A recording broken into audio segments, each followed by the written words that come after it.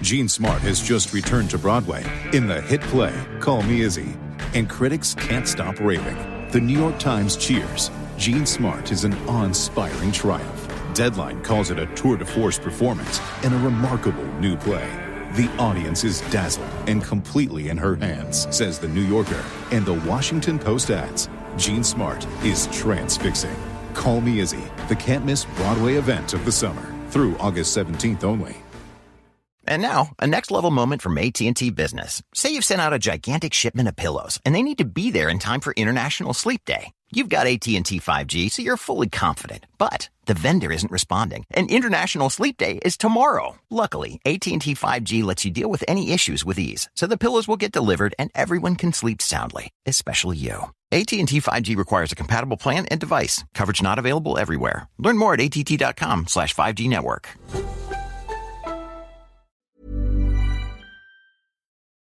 Hello and welcome to Just Films and That, with me, Josh Hallam. And me, Alice Oliver. This is the podcast where we talk about films that we think are underrated, underappreciated, or we just wanted to talk about them. We're also going to get stuck into some classic films that one of us maybe hasn't seen, and maybe throw in some great guests along the way.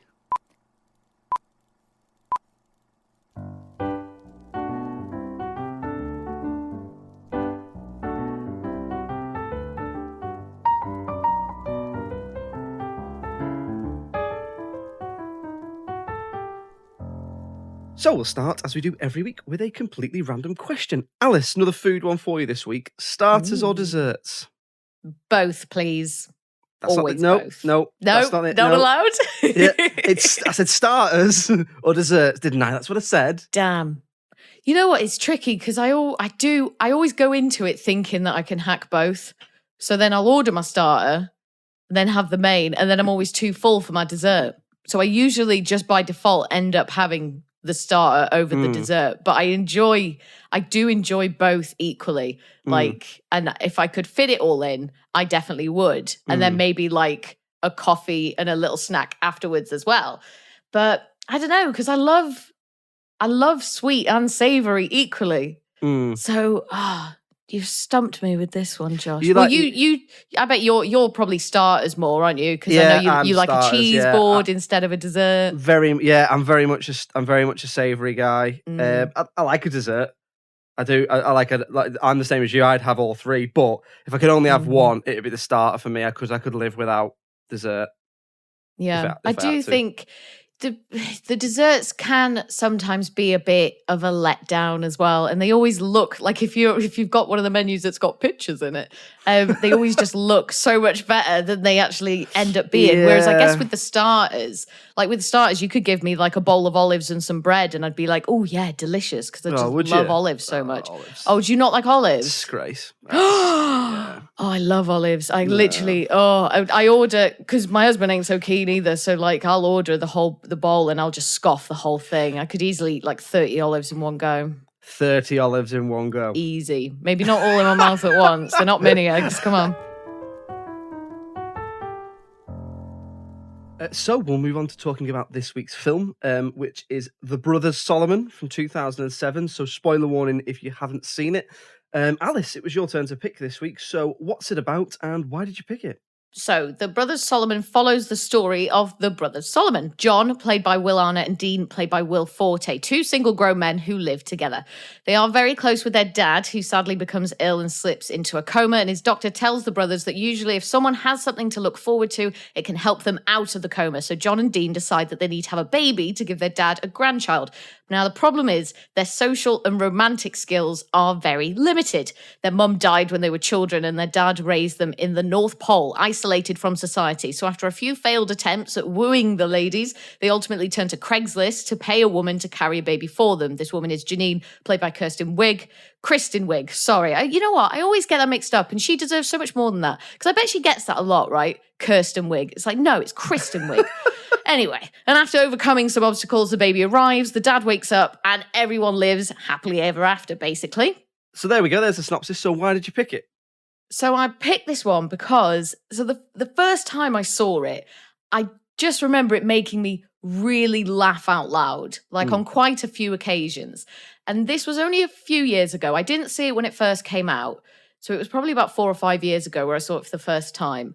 And it really did just make me laugh out loud. And I remember seeing that it didn't do very well. I didn't see exactly what it got and exactly the critical reception it received, but I did remember that it didn't do well. So I was like, okay, how about, go back, revisit this one, see, I say like even with more mature eyes, but it wasn't even that long ago. So yeah, I just thought I have to go back and see what was wrong with this. What didn't the critics like? What didn't the audience like or whatever? Like, where are the problems with this film? Had you seen this one before? I don't think you had you? No, so I might have sort of let slip a little bit last week, but I'd never even heard of this. So obviously I hadn't seen it. No, so I went in with sort of no expectations, really. I tried to avoid the critical reception, although I did see a little bit of what you're sort of alluding to there. So I went in with expectations that you were going to suggest it because it was underseen. Mm-hmm. And yeah, I was because I went in with no expectations, I sort of was quite not pleasantly surprised, but there was certainly a lot to like in the film, and it certainly didn't deserve some of the kicking that it got, which obviously we'll come on to. So having rewatched it then, as you say, what did you like about it this time? So it was weird. So I didn't dislike it and I didn't not enjoy it, but I didn't like it as much as I did that first time around. And it didn't strike the same chord with me in terms of the comedy. Like, it didn't really make me laugh out loud as much. But then I was wondering, like, can a film make you laugh out loud 2 times over? I mean, as I'm saying that, remember Pop Star, Never Stop, Never Stopping? Yeah. That makes me laugh every single time. So it can be done. Bridesmaids, speaking of Kristen Wiig. Oh, yeah. Oh, brilliant. And yeah, and that's got a brilliant rewatchability factor as well. But with this, it wasn't as hilarious as I remember, but there was a lot to enjoy about it. So we'll start, as I tend to always do, and I don't even do this on purpose, but it just always happens with the opening scene. So you get to know so much about the 2 brothers in that opening scene, don't you? Because they're doing like an online dating profile that they're filling in themselves about them as like a duo. So it's not for one of them, it's John and Dean together, and they're sort of describing what they're all about. And it's all sort of very, they're quite, in some regards, they're sort of very endearing, and they're quite sort of simple, not in terms of, low IQ or anything, but just it's like the simple things in life. And they're quite straightforward, I suppose, because they've had this very isolated and this very unusual upbringing with their mum died when they were very, very young, and their dad raised them in the North Pole because I think they were sad one Christmas and they were like, where does Father Christmas live? And he was like, well, in the North Pole. And they were like, so can't we go live in the North Pole? So he does that for him. So wonderful dad, like brilliant sort of, dad move there. Wonderful from the point of view of them getting what they wanted, but... Yeah, so I mean, obviously it doesn't work out brilliantly for them in the end, but you can see his heart was in the right place, I suppose. So they're filling in like this dating profile online, and as part of the opening sequence is that as the opening credits are coming on and you're getting the names of all the actors, that Will Arnett and Will Forte, you get these like close-ups where they'll sort of come onto the screen and go off, and they look at the credits, don't they? They look at the names that are appearing as graphics on the screen as if they can see them. Now, that just really tickles me for some reason. I thought that was like a really cute and really funny way to open the film. It's like that breaking the fourth wall kind of thing. I don't know what you thought of that, because it just felt like a really simple thing. And it didn't feel like massively unique or anything, but it just absolutely got me. I should say as well, I love Will Arnett. I should have said that as one of the other reasons that I picked it as well. I think he's brilliant. I don't know if you've watched much BoJack Horseman, but I think that is one of the best television shows of all time. And I think he is just so good at bringing so much to a character. Anyway, yeah. So what did you think of that opening bit? Because it was sort of like almost silly, but quite funny at the same time, I thought. Yeah, I enjoyed it. That was one of the things in my notes, is I enjoyed it because it was a really good example of like the script working in some exposition to explain the background and everything you need to know about the film going in. There's these 2 brothers. They lost their mum when they were very young, so the dad moved them to the North Pole and homeschooled them there. So that leads into pretty much the main joke of the film, which is they've lived such a sheltered life that they don't understand a lot of the nuances of adult life, like in terms of them being not very romantically adept and stuff like that. But no, I enjoyed it. It took me a little while to settle into the film in terms of, is this sort of being satirical or is it actually just meant to be in no way cynical and they're just endearing and sweet? And I think I would probably fall on the side of it being endearing and sweet and that they're just dim-witted and they've just lived a sheltered life, rather than that it's some sort of subversion type comedy, if you know what I mean. So no, I enjoyed the opening sequence.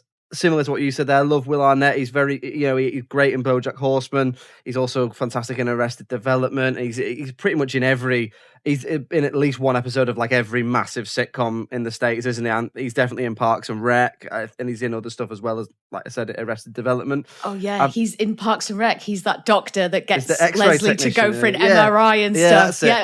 Not even a doctor, just the X-ray technician. Yeah, very funny. He's got a really great way of being kind of maniacal. Like, he looks like a psychopath. Like, he can make himself look like a psychopath, and then sort of 2 seconds later will be the most charming person you've ever met. And he's really good at sort of flip-flopping like that, which really works for this character and this story, because there is a very thin line there where they are being endearing, and it is quite sweet that they don't know any better.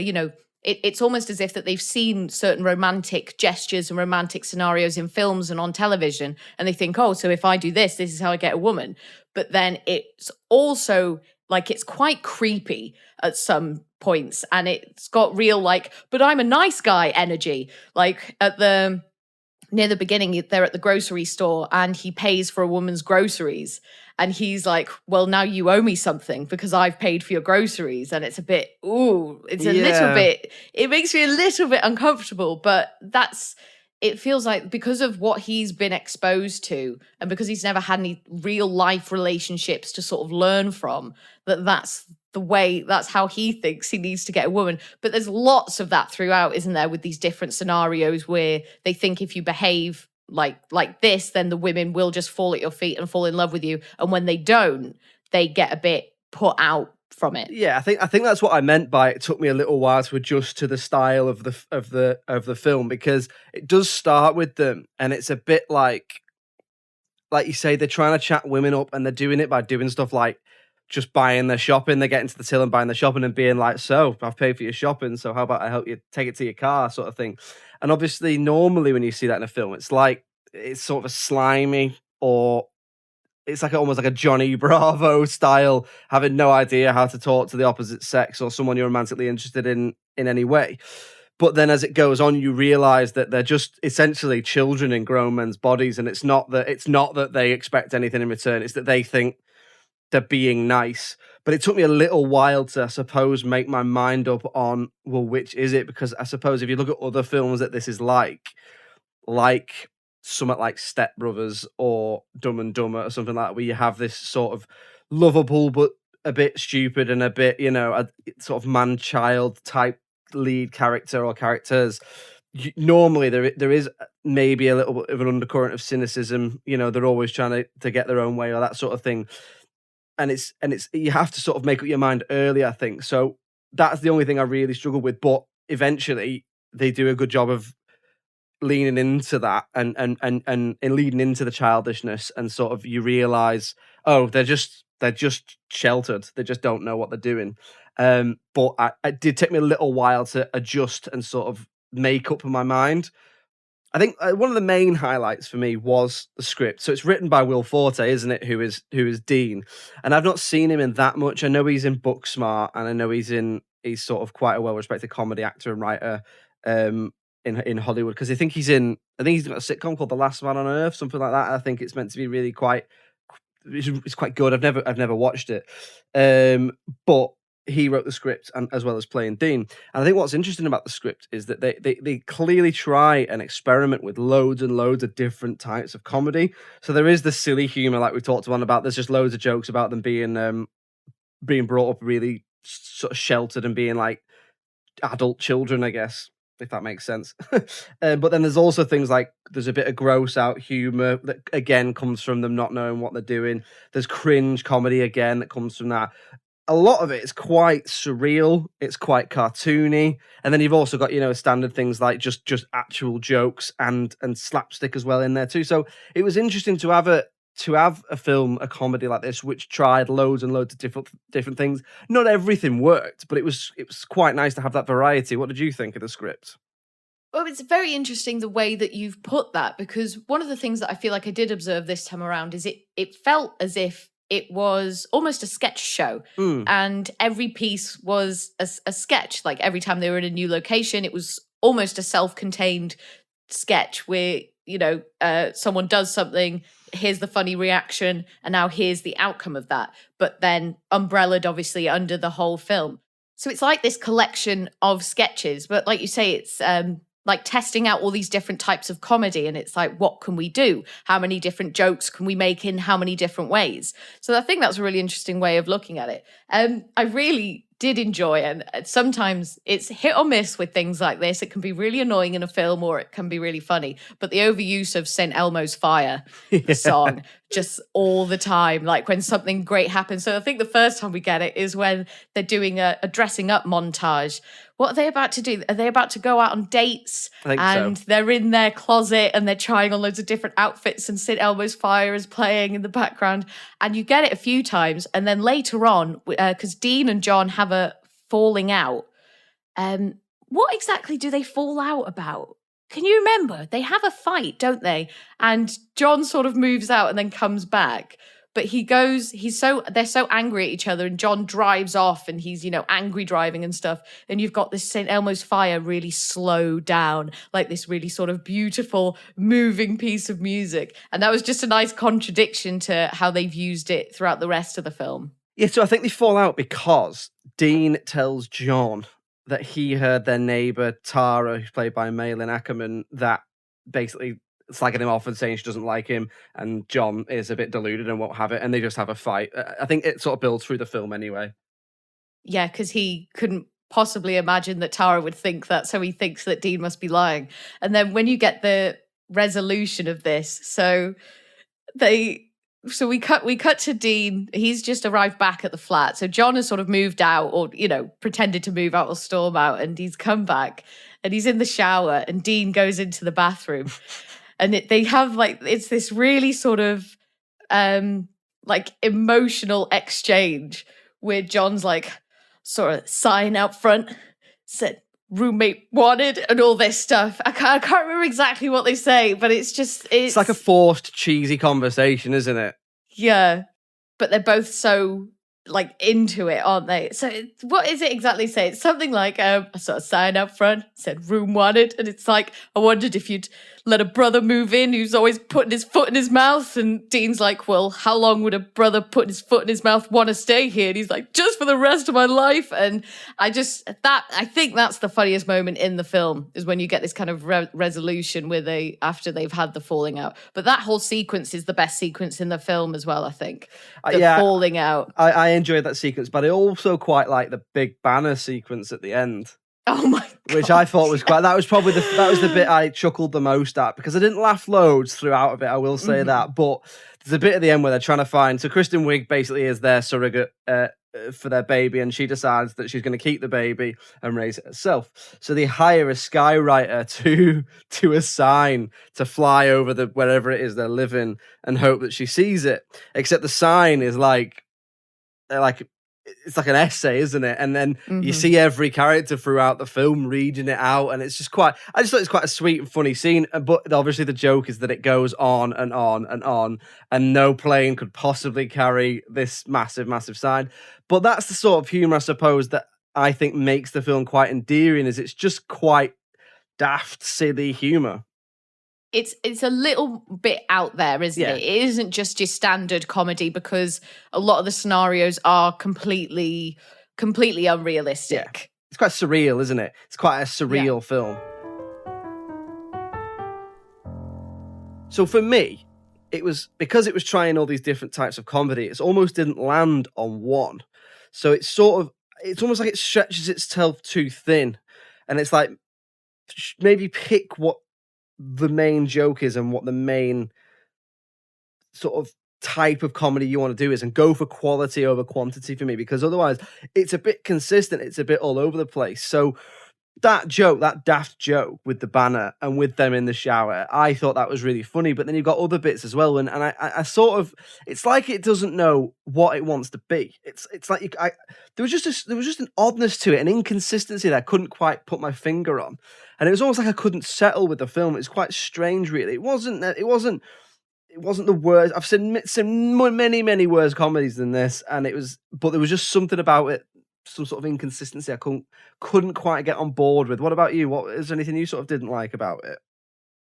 So it was a little bit rough around the edges in terms of, I guess, technique and and the technical elements of it. So a lot of the shots or a lot of the cuts felt almost 1 second too long. Like it was like there was a little delay. So if you're filming an actor and they read their line, they'd finish reading their line, there'd be a second pause, and then you'd cut to the next actor for their response. So it didn't really flow, and at times it felt a little bit studenty. It's not bad, but the cuts just weren't super sharp, I thought, and you kind of lost the flow of it, and it made it, what's the word? Jarring? You know, when it just lacks, maybe a little bit jarring, but just when it lacks pace a little bit, I guess. A little bit slow. So if you do, yeah. So say if you did compare it, and I'll stop talking about it eventually, I promise, but if you compared it to something like Never Stop, Never Stopping, that's just, you're just bombarded it's constantly. It's like bam, bam, bam, here's the next thing, here's the next thing. And that's not always what you want. But for something like this, because the script, like there's not layers and layers to the script, you know, the characters aren't incredibly complex and the storyline isn't, you know, it's not there to be like this complex sort of harrowing story. So the pacing just felt off, I guess, for a comedy. The other thing as well, I thought, was there was a real overuse of extreme close-ups of the actors, predominantly Will Arnett and Will Forte, so Dean and John. And that's obviously just a technique and a style choice, but you just get so many extreme close-ups, and they wouldn't be saying anything particularly dramatic. It wouldn't be even amongst something, you know, that was sad or particularly funny. So it just felt like it was shot a little bit weirdly. Yeah, I agree. I don't know if you, Yeah, I think what it is for me, we've almost both said it in different ways. I think it's that I wonder if the script is going for a really surreal type of comedy. You know, something a bit like Napoleon Dynamite, where it's this specific type of comedy, but then it's layered and mixed with conventional comedy. And it's like it's not one or the other. So there's got surreal elements in the concept and probably the way it's shot. All those close-ups, that's not a mistake. That's not an error. It's obviously trying to do something to you as the audience in terms of whether it's meant to unsettle you or add to that surrealist type of comedy. But then you've also got this idea that it's trying to be a conventional, heartwarming comedy as well. And the two don't quite match up, I think. I think that's what it might be. I don't know, what do you think? Yeah, I think that's a really good point now that you've said it out loud. And I suppose if you watch it knowing that and trying to piece the two worlds and those two sort of different genres together, then it might hit a bit different. Yeah. But it just, like, those sort of close-ups are usually reserved for maybe like thrillers and horrors, or really, like really indie comedies. Yeah, yeah. Where you really need to see the faces, and the eyes have a lot to do with it.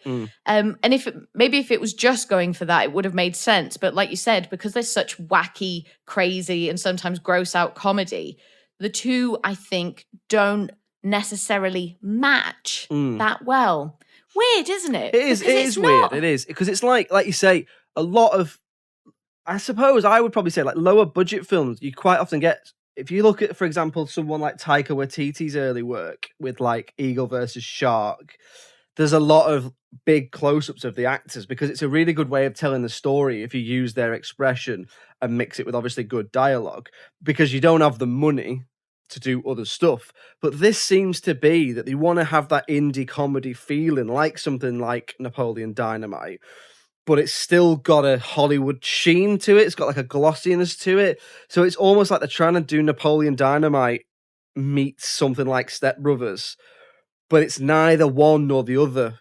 It's not got the sort of conventions of an indie comedy, but it's also not got the laugh out loud belly laughs of something like Step Brothers, I suppose. It's weird. It's just a bit inconsistent and it's a bit jarring, I think. And I wonder if that is what has put critics and audiences off.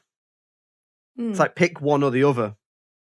Yeah, if you can't make that marriage work, then maybe don't do it. But obviously, props for trying. Like, there's nothing, I don't mind a genre melding, like you'd love to see it. But I think in this instance, there was just something missing. Just something else I thought as well. There's no nuance or subtext to any of it, is there? Like there's never two things going on screen. What you're seeing is what's happening and is what is. There's no hidden meaning.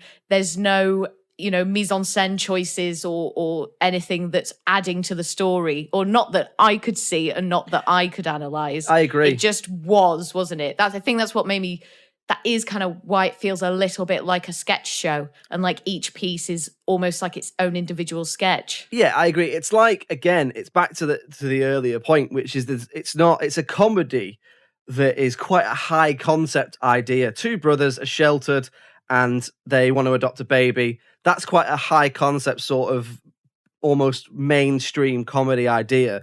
But then it's not got any of the exploration of something like an indie comedy where you might think of something as being, yeah, it's a comedy, but it's also actually, it's exploring this side of being a human, or it's exploring this sort of social issue or something like that. And it just doesn't match up. So it lacks the mainstream conventions of a huge Hollywood comedy, but it lacks the human side of an indie comedy, whilst also trying to maintain this high concept idea, I think. And I agree with you on that one. It's neither one nor the other, so it's just a bit of an inconsistent Having said that, let's move on to talking about the critical reception now. Now, obviously, we're here to decide whether it's underrated or underseen. And we've said things we've liked and we've said things we don't, and as we do. So I'll be interested to know where this one ranks in terms of what we decide. So, I mean, we've touched on that it didn't do well critically or commercially. How do you think, like, I suppose, just how bad do you think it is? It's a hard one. And I do hark back to the first time that I saw it. And it did make me laugh out loud that first time. So I wonder why that is. Like, I can't even remember which parts I found that funny, but I know that it did make me laugh out loud the first time, but not really on the rewatch. I don't think it did. I think we know it didn't do very well. If I was going to mark it, I feel really disappointed. I'll be honest, Josh. Like, I thought I was going to come away from this thinking like, oh my God, yeah, that's hilarious. Isn't Will Arnett great and all this? And I just didn't really feel that, but I really wanted to. So I guess I'd probably sit it like on a 6, like just bang on a 6 probably. What would you give it? A bit lower than that, but not loads, maybe a 5. But certainly not much lower than that. But let's have a look then. So at the time of recording, IMDb gives it 5.3 out of 10. But Rotten Tomatoes, the audience, give it 31%. And the critics give it 16%. Wow. So for me, ouch. For me, that's harsh. And I read 60. Yeah, and I read through some of the critical reception. There was just a lot of it. I almost walked out. This is the worst film I ever saw. A lot of people really slating it, but I couldn't see a lot of what they actually disliked. And I'm wondering if it is that inconsistent that we've talked about, because a lot of critics get a lot of criticism themselves for not liking comedies. And we've talked about it before, that a lot of the great so-called comedies aren't that funny, but then a lot of people will like something like Bruce Almighty or something like that. But for me, that's harsh. So, look, I had issues with it. I thought it was inconsistent, but it was sort of a bit of a disposable, forgettable comedy for me. But it's not 16% bad. I've seen worse things than this. I've seen things that are sort of quite offensive. Do you know, things that have a nasty streak in them that are having a pot. You know, and I've mentioned it before. You know, when you look at things when there was that string of films that came after Scary Movie that were just different genres, and it'd be like disaster movie, epic movie, other ones, and the joke would be like, oh, Lady Gaga, yeah, what about her? Well, she's just there, isn't she? And you'd be like, I think they thought they were taking a piss, but they were actually just putting someone who looked like them on screen. Or you know, or there was a nasty side of like making fun of people in the media spotlight who were having well publicized troubles, like people like Amy Winehouse and stuff like that. So that for me is the real issue, is when comedies have a really nasty side to them, or they trivialize topics, or they make no attempt to connect on a human level. Whereas this, I think it's a bit inconsistent, and I wouldn't be in a rush to watch it again, but it wasn't the worst comedy I've ever seen by any stretch of the imagination. What about you? Mm-hmm. Yeah, I think that Rotten Tomatoes score is quite mean.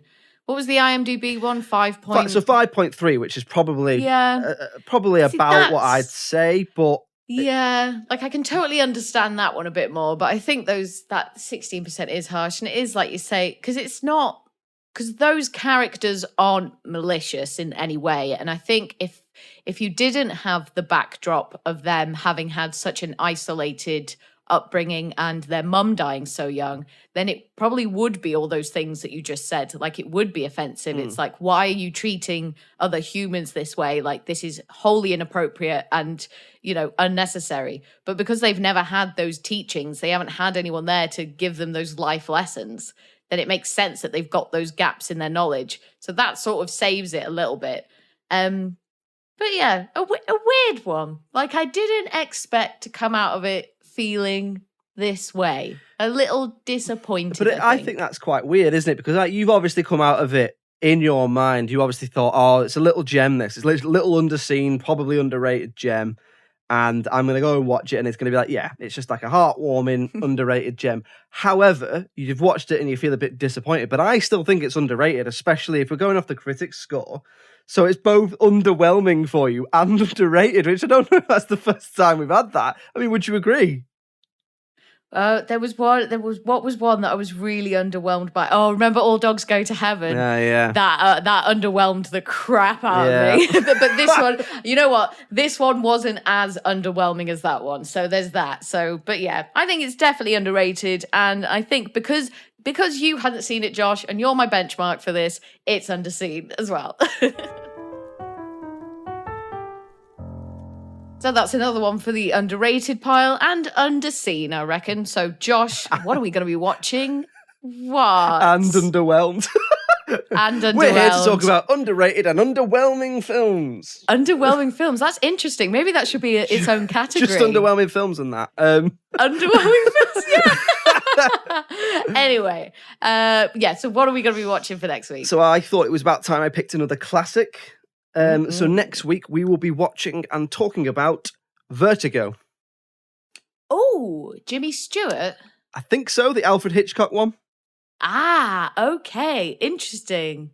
So join us next week when we're going to be talking about Vertigo, another one of our classic films. Feel free to give it a watch in the meantime so you know what we're talking about. If you get a little chance and you could give us a little review on iTunes or share one of our episodes on your social media, it'd be very, very much appreciated. If you want to get in touch with us, if you've got a film you'd like to suggest, it's filmsandthatpod@gmail.com. We're on Twitter, we're on Facebook, we're on Instagram, Just Films and That Pod, and the website is justfilmsandthatpod.com. Alice, thank you very much for joining me as ever. Thank you, Josh. Pleasure as always. Cheerio. Bye.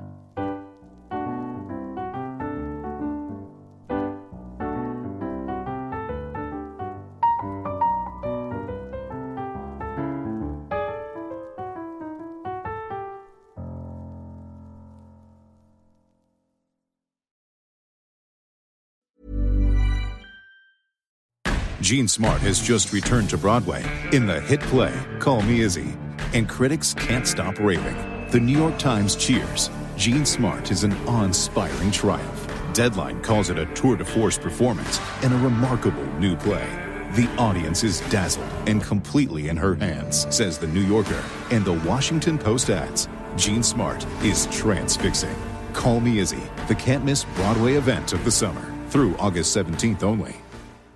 And now, a next-level moment from AT&T Business. Say you've sent out a gigantic shipment of pillows, and they need to be there in time for International Sleep Day. You've got AT&T 5G, so you're fully confident. But the vendor isn't responding, and International Sleep Day is tomorrow. Luckily, AT&T 5G lets you deal with any issues with ease, so the pillows will get delivered and everyone can sleep soundly, especially you. AT&T 5G requires a compatible plan and device. Coverage not available everywhere. Learn more at att.com/5G network.